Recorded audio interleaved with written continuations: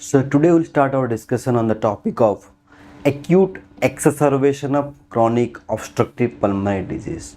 In short, it is called AECOPD. Let us discuss. So in the lifespan of a COPD patient, there are times when the baseline signs and symptoms, they are cough, increased sputum production and dyspnea. These symptoms are aggravated. Like, for example, if a person develops COPD at 40 years and goes up till 70 years, in between, in different intervals, there will be period of exacerbation. What is that? From the baseline, what happens? The sputum production increases considerably, the dyspnea increases, and the cough also severity increases. Now, why this happens? The most common reason for exacerbation is an infection is 50% a reason why this patient go into exacerbation. Second is heart failure, that is 25%. In 25%, the reason remain unknown. There can be a variety of reasons. For example, patient can have a pulmonary embolism precipitating a AECOPD. Patient can have a aspiration. Patient can have mucus retention or secretion. Especially it is very important in post-surgical patients. COPD patient undergoing surgery, so the post-surgical respiratory failure in COPD patient mostly is due to the mucus retention or the retention of sputum causing respiratory failure, right? So what all this they do one thing. They increases the risk of hospitalization, increases the risk of ventilation, and increases the risk of death. So it's very important to understand the pathophysiology of AECOPD and how we can treat this kind of patient when they're admitted in the hospital, right? So there are two kinds of COPD that we'll be dealing with mostly. One is chronic bronchitis, another is emphysema. And the pathophysiology starts with environmental exposure or smoking, most common cause. So they will produce either a chronic bronchitis or emphysema. What happens in chronic bronchitis is there is increase in airway resistance. For example, so this is the airway. Now in chronic bronchitis, what happens? This airway, the caliber remains the same, but because of secretion, edema, bronchospasm, the thickness of the airway increases, right? So overall, the airway becomes narrowed, and this increases the resistance, airway resistance, right? So what are the problems here? There is secretion, there is bronchospasm, there is airway edema. So all these things, what they will do, they will impede the airflow. Remember this thing, right? The emphysema patient, what happens? There is loss of elastic recoil of the alveoli, right? There is loss of elastic recoil. Now this is very interesting. What happens? Consider one of the alveoli as a small balloon, right? So the balloon is swelled up when we take inspiration like this. So this is when we take inspiration, the balloon is swelled up, right? The alveoli is distended and there is airway exchange. This is the alveoli, right? And during inspiration there is insufflation with oxygen and other air, right? So what happens during expiration? Same thing. So during expiration what happens, because now the elastic recoil of the alveoli is such that there is an increase in intra-alveolar pressure. So that increase in intra-alveolar pressure, because of the elastic recoil, the alveolar wall will try to contract inside, and that will create an increase in intra-alveolar pressure, and that pressure will splint the small airways open, will keep the small airways open, right?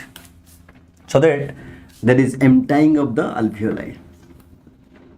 The pressure, it is open, it's emptying of the alveoli. Now what happens in a COPD patient rather, the problem is because of the loss of elastic recoil of the lung, not significant increase in the alveolar pressure, right? Because alveolar pressure is not increased, what will happen, these small areas, they will collapse, because this is the pressure that was keeping that open, so that they will collapse. So now what will happen, so this will collapse because there is less elastic recoil. This is the original lung at the end of inspiration. It should have become like this in a normal lung, but because of loss of recoil, this is becoming like this here, and because of that there is decrease in intra-alveolar pressure, the airway becomes closed prematurely.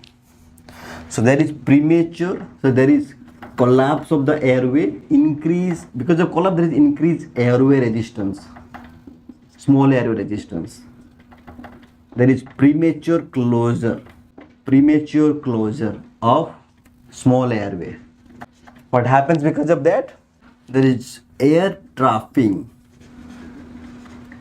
distal to the closure. Because the flow is interrupted, so there is a flow going in the expiration to empty the alveoli. Suddenly the small airway collapses. So there is accumulation of air or trapping of air distal to the point of collapse, right? So this leads to hyperinflation of the lung, right? And of course, because there is increase in air resistance, this will increase the work of breathing. Because it impedes the airflow, here also you need an increased expiratory time to completely empty the alveoli, isn't it? Here also, the hyperinflation means lung or the alveoli could not empty itself completely, isn't it? So here also we need a increased expiratory time for the lungs to completely empty, right? Now from here, this is manifested through an increase in time constant. What is time constant? Time constant is equal to compliance into resistance, and this signifies the emptying time, alveolar emptying time. The more the time constant, the more the time is required for the alveoli to completely empty. So this is, if you consider the time constant in ARDS, it is decreased. Time constant in COPD, it is increased, right? So that means this suggests, because the time constant increased, it requires more time that we have discussed here, more time to empty the alveoli, and this is clinically or spirometrically measured, something we call it FEV1 or FEV by AVC. So what does that mean? Because the lung now require more time to empty. So based on this, there is this classification, gold classification, is mild, moderate, severe, and very severe. And here we have FEV1, here we have FEV1 by FVC, right? You can understand from where we are coming to this point based on the pathophysiology of this whole thing, right? So in all these cases COPD, the FEV1 by FVC will be less than 70% of the predicted value, and the FEV1 for mild will be more than 80 of predicted. This is 50 to 80, this is 30 to 50, this is less than 30 of predicted. That means whenever the severity is increasing, only 30% of the total volume is getting expelled in the first second. So that means to expel the complete alveoli, we need more and more time. So more and more time means we have an increased time constant, and that comes from the pathophysiology, that is impeding the airflow because of increase in airway resistance, because of loss of elastic recoil, there is airway collapse, and there is increase in small airway resistance, there is trapping of the air distal to the collapse, producing a hyperinflation. So in both these cases, we need a increased expiratory time to completely empty the lung. So now at the end of our today's discussion, we can conclude that because of both the pathophysiology, there is impedance of airflow out of the lung at the end of expiration, producing some amount of air to stay inside the lung. That produces a hyperinflation. So now the next class we will be discussing about the hyperinflation, right? So hyperinflation can be of two types, static and dynamic. Its effect, how to measure it, and how to reduce it. Thank you very much.